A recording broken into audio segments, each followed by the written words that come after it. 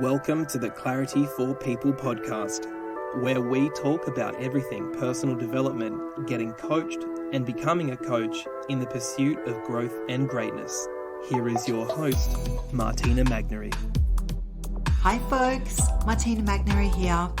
Today my special guest is not just a coach, but also someone with an intimate understanding of the unique challenges and strengths that come with attention deficit hyperactivity disorder. Matty Peacock, coach extraordinaire, specializes in helping individuals and families navigate the intricacies of ADHD. He empowers them to take back control of their lives.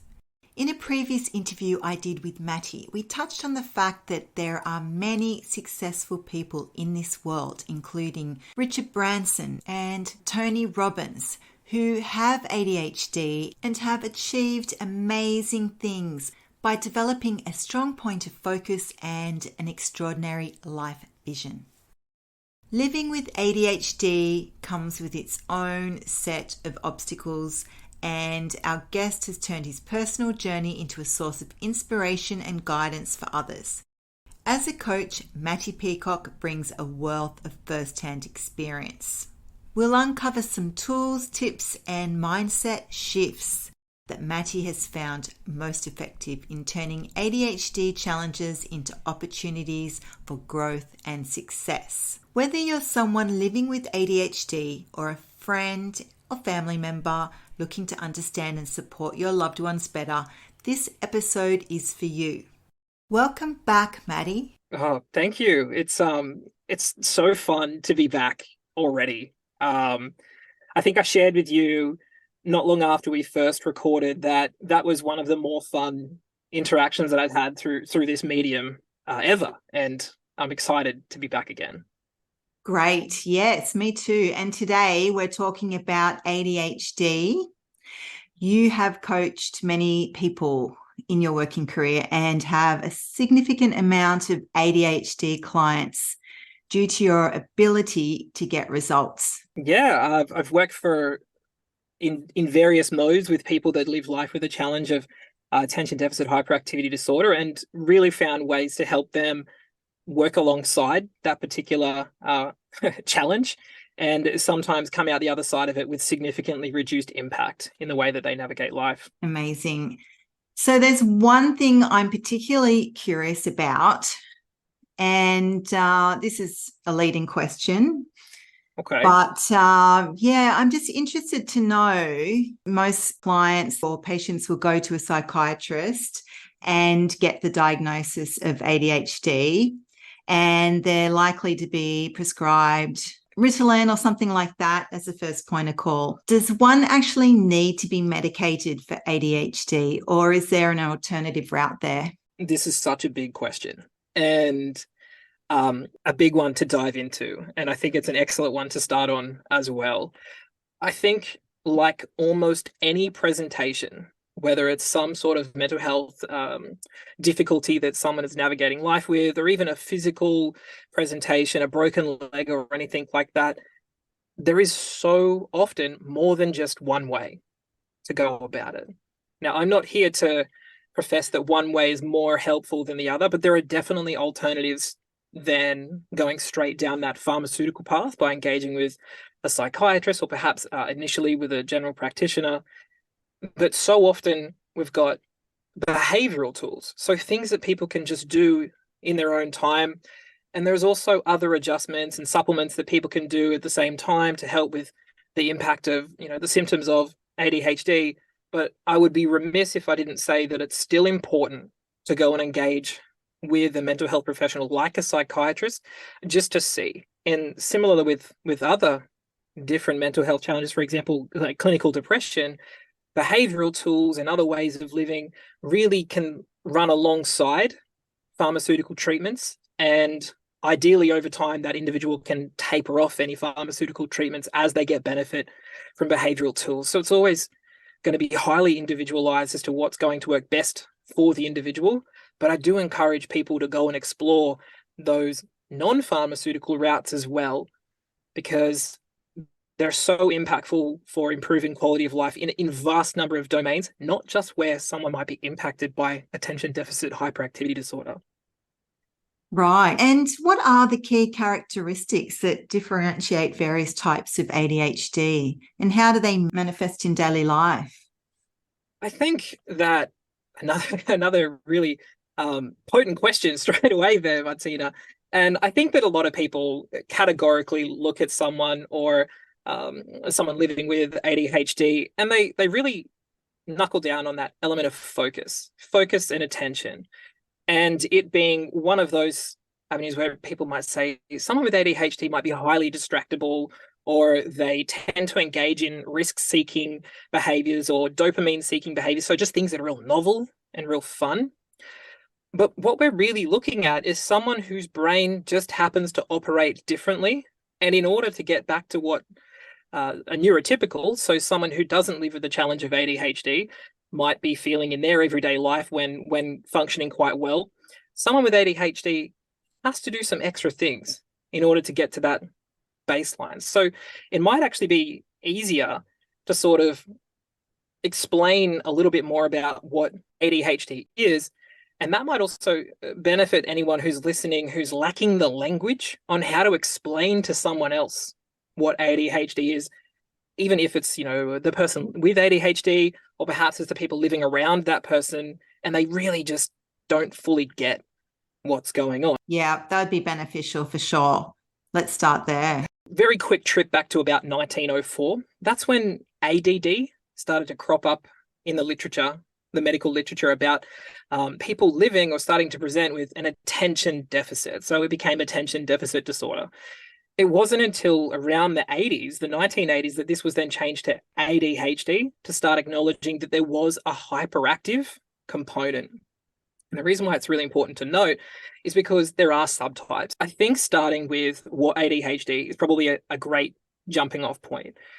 And that's because I think most people, and I really mean most people, cannot answer in ways that are helpful. So most people that I encounter that live with ADHD, they actually can't articulate in ways that are helpful for them, or even for people around them to understand. And I think that is a real gap in people's understanding of what it means for someone to live with ADHD. You think of any allergy, right? Like, you can articulate that. Where do we go from there? And it's kind of like, well, what is ADHD? And the simplest way for me to even explain this at a real top contour level is that two different brain networks, one being the default mode network. And when I say default mode network, it's just the one that when we're not engaged in a focused task, we start mind wandering. It's that really fun, idle place to be, where we start putting random thoughts together, where we're able to sort of explore. We kind of find the default mode network a lot when we're meditating. The task positive network, this is a different brain network, and it's more active during any activity that kind of engages us. So for example, my task positive network is absolutely engaged right now for being here and having this conversation.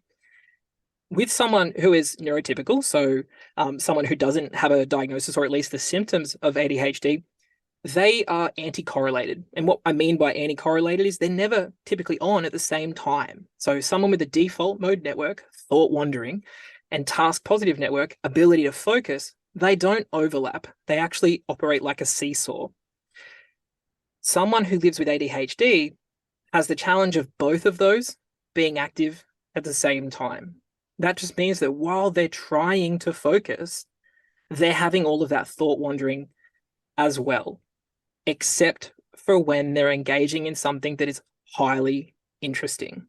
And the reason for that is because when someone anyone, not just someone with ADHD, but any of us, whenever we engage in something that is highly interesting and novel or of high consequence, we get more dopamine. And it is absolutely dopamine that allows that seesaw to function for someone who doesn't have ADHD. So to make sure that the default mode network and the task positive network aren't on at the same time. Someone with ADHD, they don't have enough. And that's why they mingle together. And it becomes highly easy to distract someone with ADHD, because they have to put so much more effort in to stay focused on things that aren't Interesting. Which, quick side note, is why the pharmaceutical drugs used to treat ADHD are dopaminergic, Ritalin, modafinil, these kinds of compounds that very closely resemble amphetamine. Right. Yeah. So there is little understanding about ADHD, that's true, but just so much stigma. I think that in two ways there is a stigma. So one for people looking at the person or considering the person who's living with ADHD, and that stigma evolving, is this person less intelligent, less reliable, more likely to show up late, all of these different things. And then the person who might be living with ADHD, they may have their own set of internal stigmas going, I'm not capable. I can't even articulate what my needs are around this. I've just been given a 4-letter acronym word that is somehow supposed to accurately describe the way that I navigate the world, and I'm supposed to just get medication for it, and maybe I'll be better. So there is real difficulty for both camps. One, understanding, and two, living with. Sure. And sometimes there's that dual diagnosis as well, which makes it quite complicated again. Sometimes there's crossover symptoms with other disorders, and then there's symptoms of depression related to ADHD and addiction. Oh, absolutely. The depression one is highly comorbid with ADHD. And even just earlier this morning, I found myself coming across a new piece of research. Well, it's not new, it's just new for me to have come across. And it's the relationship between even a specific neuromodulator, so one called acetylcholine. It's essentially level of quality of focus. So people who tend to start to have challenges with the centers, areas of the brain that produce acetylcholine later in life, that tends to lead people down to dementia and Alzheimer's and Parkinson's and these sorts of things. There is a real link that's been established between people not having enough of this compound and a higher prevalence of a comorbidity of ADHD and depression, which I think might give some hope, because it can start to allow people to think, well, what might I do in my life to get some more choline? So it might involve changing your diet or introducing things like fish oils or something like that. Always go and talk to your GP about that if it's relevant for you. But I think that these comorbidities tend to pop up quite often with ADHD. And you touched on a massive one. You touched on addiction.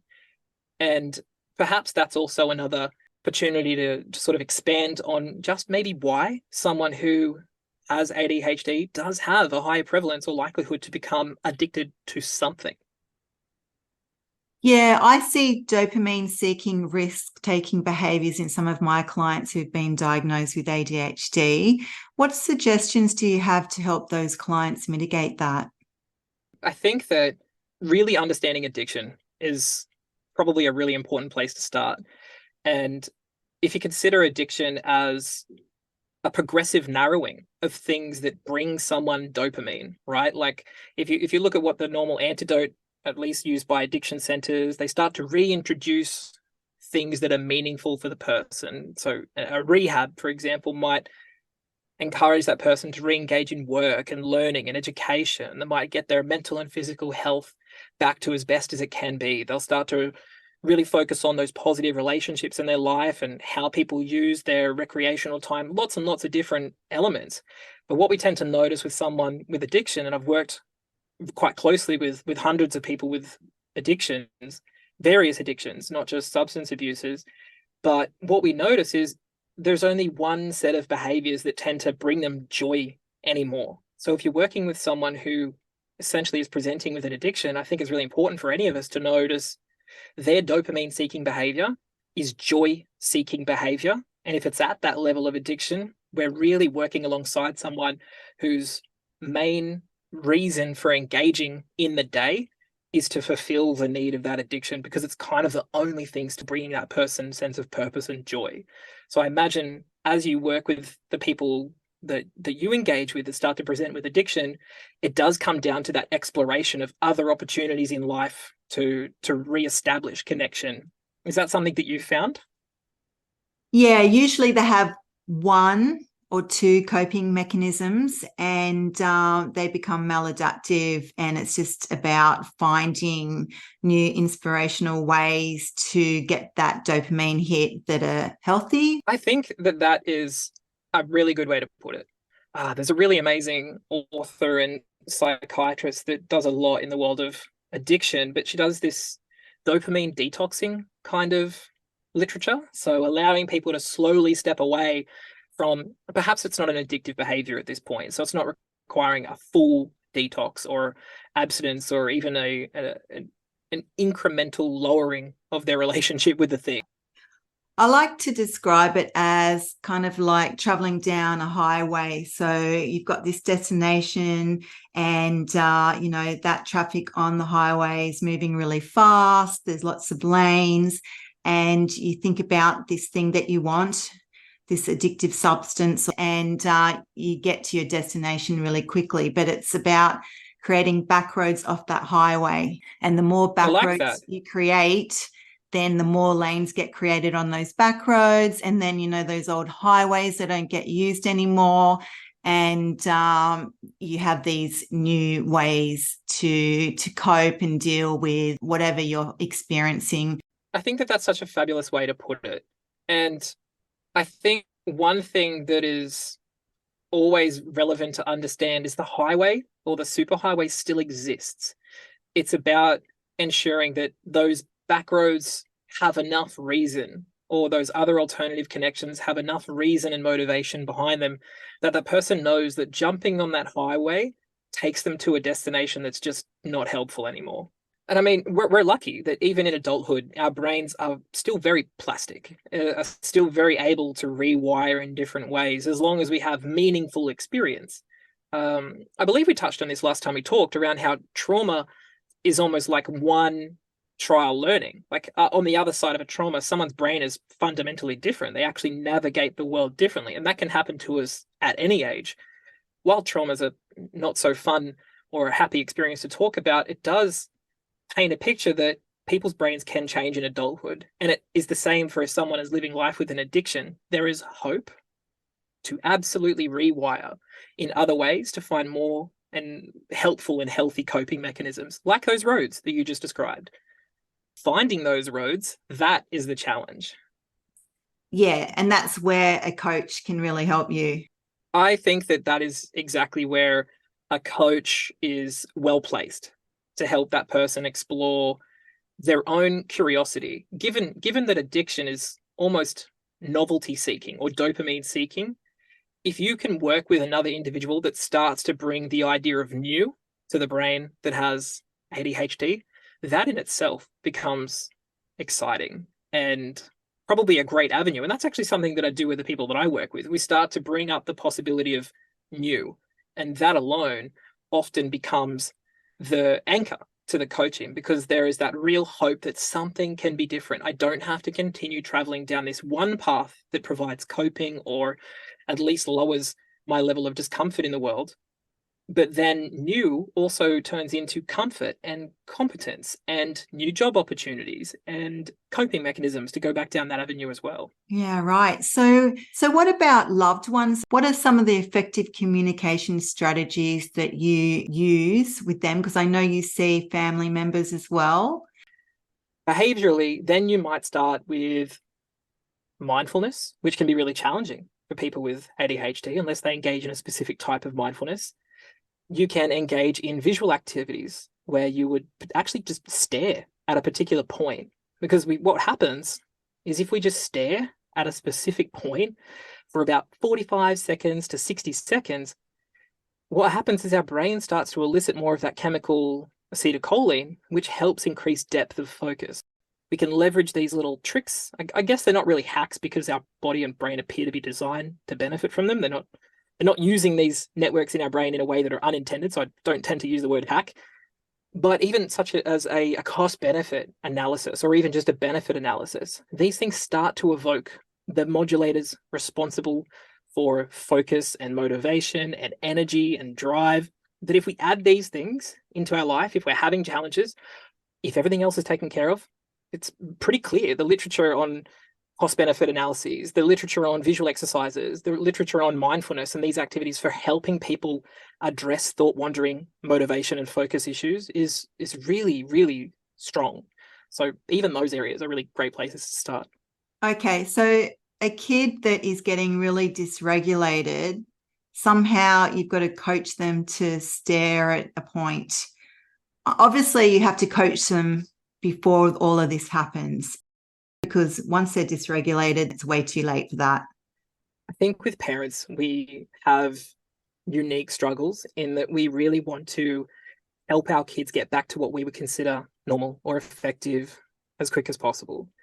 And even myself, I'm working alongside one of my 5-year-old who's starting to present in ways that might suggest that they also have ADHD. And I mean, their mum and dad do. So it is a genetic link to likelihood of developing ADHD. So just maybe one of my daughters does or doesn't have it. We'll figure that out. But there's definitely focus issues. There's definitely easily distracted issues. So what we're doing, so sort of give them my personal thing as opposed to a you should go and do this person who's listening, is to try and gamify things, like turn things into fun and start knowing that when you reward activities that are helpful and you do that often, eventually they become commonplace.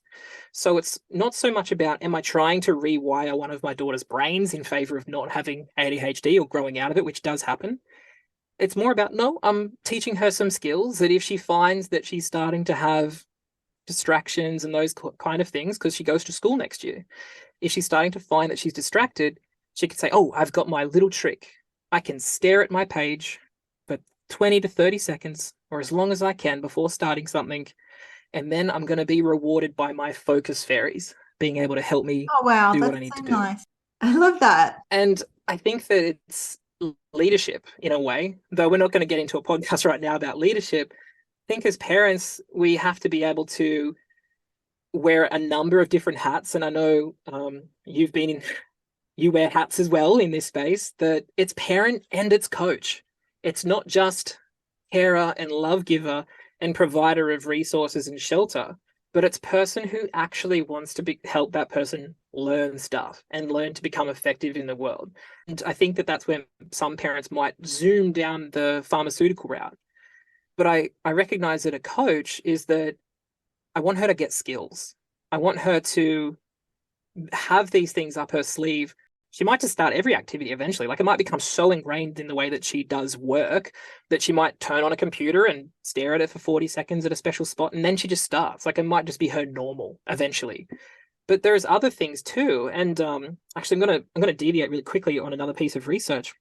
And they found that taking children with ADHD outside and just allowing them to stare and then dilate their gaze. So you know how kind of like when you go outside, you relax your eyes and you kind of look as far as you can peripherally and you see just how much of the landscape you can take in without focusing on something specific.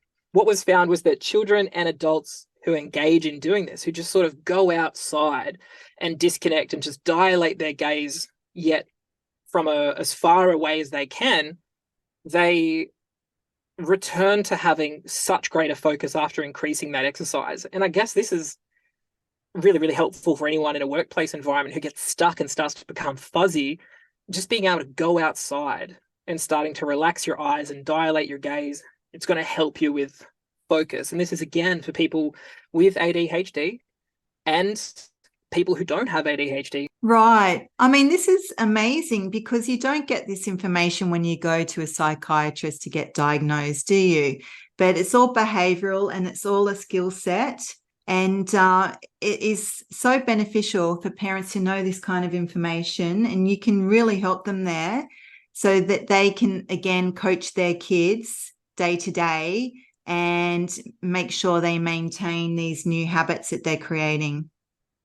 For sure. If I perhaps share what I would typically work on if I was working with the parent, because I'm not going to work with the kid or child as my client for a number of different reasons. I'm not going to tell the parent to go down one particular avenue, whether it's pharmaceuticals or anything like that.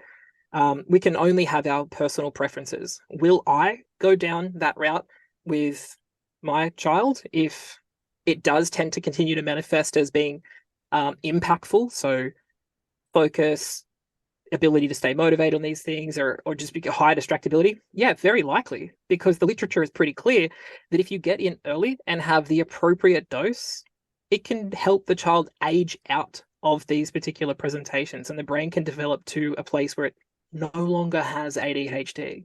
So I would work alongside that, but Wow. that doesn't tend to be where it's at the moment.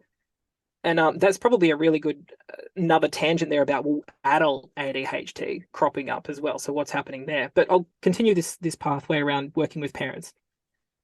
One thing that I tend to focus on is recognizing that, hey, remember, as a parent, you control or at least set up so much of the conditions and environment that that young person lives in. And it really comes down to sleep, sunlight, nutrition, mood, movement, social connections. As a parent, those are 6 areas, or 6 being mood regulation, that they have a massive influence on. And perhaps most of the work that I do with a parent is around educating and helping them guide improving those things. And then we tend to transition into, well, how might you help develop interest? How might you help that person flourish in things that are really interesting for them? How might you help that child find its way in the world? That comes next. But alongside all of that is still these behavioral tools of teaching them perhaps to do those focus exercises with their eyes. So staring or eye dilating. It might also involve mindfulness activities, guided mindfulness. So with Yoga Nidra and guided hypnosis, they provide the person with ADHD, whether it's a young person or an adult or someone in between, with an anchor to keep coming back to if that mental drift starts going a bit too far. Whereas if you just tell someone to engage in mindfulness or meditation without those anchors, it can be quite overwhelming for someone with ADHD as they turn on that default mode network and then go everywhere, especially if they have a comorbidity of anxiety. So I often encourage a parent to start engaging in yoga nidra and guided hypnosis alongside their kid. And I think that this is the really important thing. It's not a telling relationship. It's not you go do this. It's that I'm going to do this with you, because I don't think lessons are taught to kids. I think that they're caught, meaning they will copy what mum and dad do more than what mum and dad say. So it's really about educating the adult or parent to start perhaps living in ways that are just more beneficial overall. That to some degree, I'm actually coaching the parent through their child's struggle, if that makes sense. Yeah, great. So with Yoga Nidra, non-sleep deep rest, you're putting your body into a hypnagogic state, and there's that progressive muscle relaxation that comes with that. So then they're able to absorb more information. They're putting themselves under hypnosis. Essentially, yeah. And I mean, there's so many various ways to do about that, but the key thing about yoga nidra for in this circumstance is that someone's talking you through it. If the neuroscience is really clear on this, or any other non-sleep deep rest for that matter, but it does seem that guided meditations and yoga nidra with a vocal guide are more helpful for people who have challenges with focus, purely because they provide that anchor of a voice to come back to. I totally agree. And it also helps you to become intentional, because So that's a beautiful way to put it. Yeah, the ones with ADHD often lose a lot of confidence, and they have these limiting beliefs that they've acquired over their timeline because of things that have happened to them at school, comments made to them.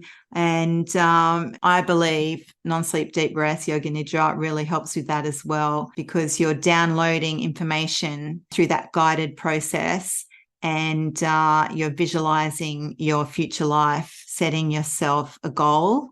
I can see that would be really beneficial with ADHD clients. I think what you just described, that I hope people picked up on, but I want to drag it out anyway, is that it was a learning bout. It was an intentional learning repetition. It was an intentional practice, even, of being present, an intentional practice of paying attention, intentional practice, kind of like a football training session of deliberately getting better at thinking about one thing in particular.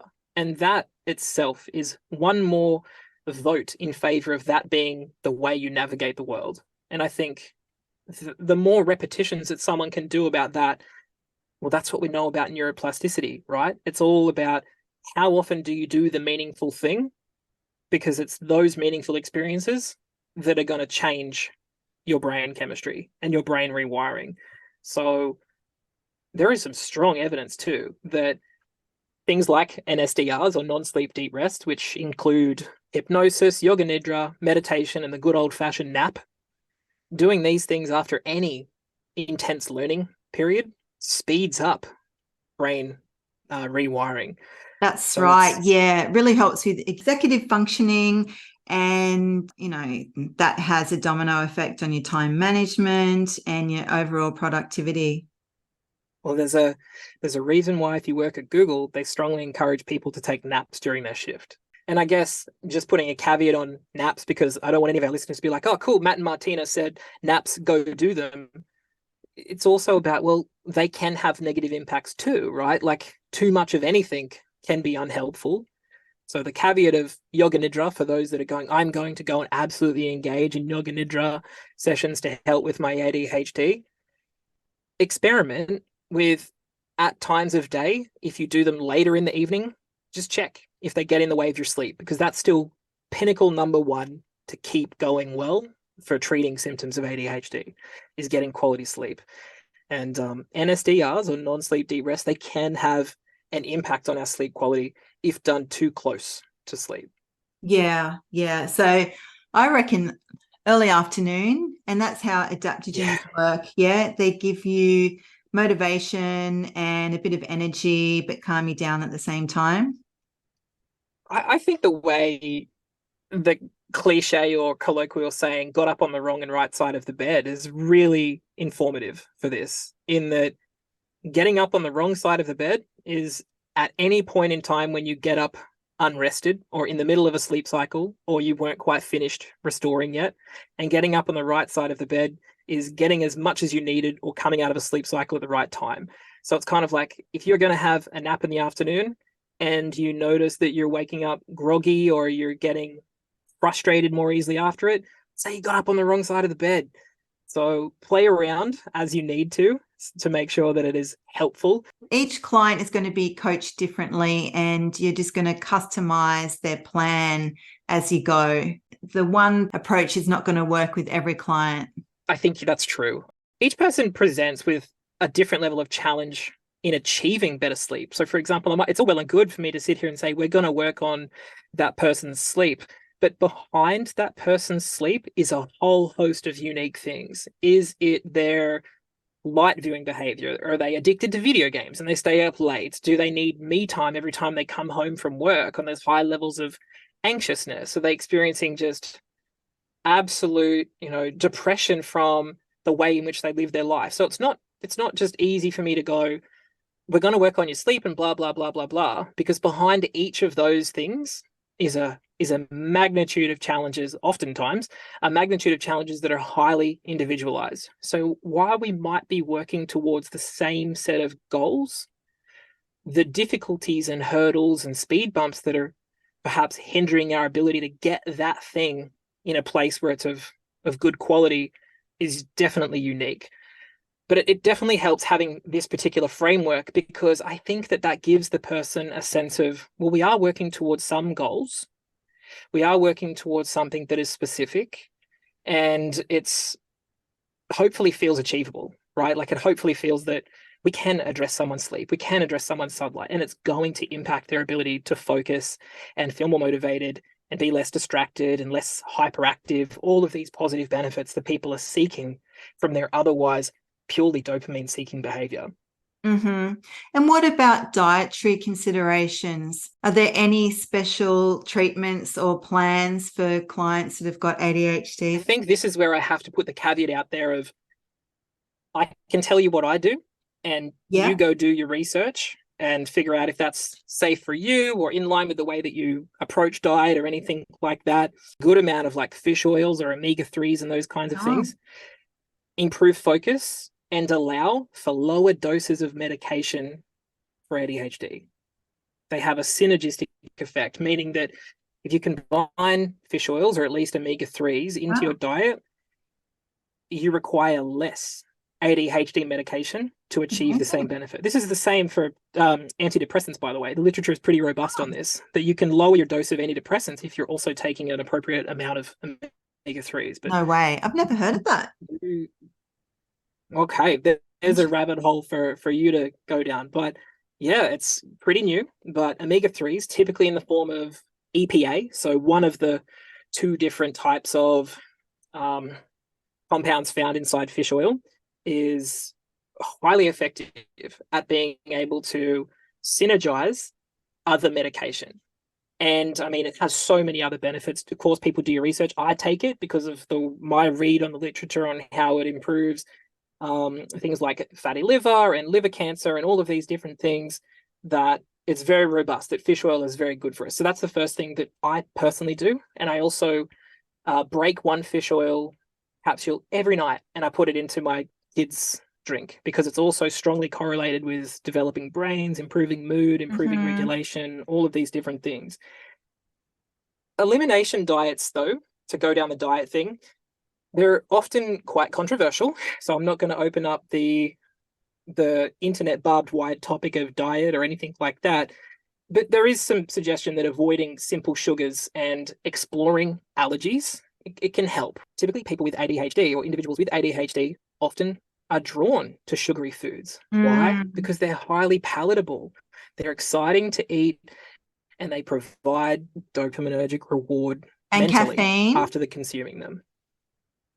Caffeine's a tricky one for me to get into the topic of because I would definitely say I'm a caffeine user. I don't know if I'm a caffeine abuser, but yeah, stimulants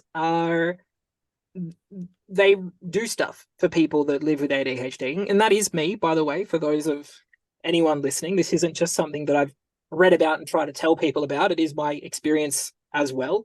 But I have a relationship with caffeine where I absolutely love it. I want as much of it as I can, but I do stick with some hard and fast rules, which is I don't have any caffeine until about 90 minutes after my normal wake up time. And that means that if on most days of the week I wake up at 6 a.m., I will not ingest caffeine until it's about 7:30 a.m. in the morning, which happens to be when I finish dropping my kids off at school.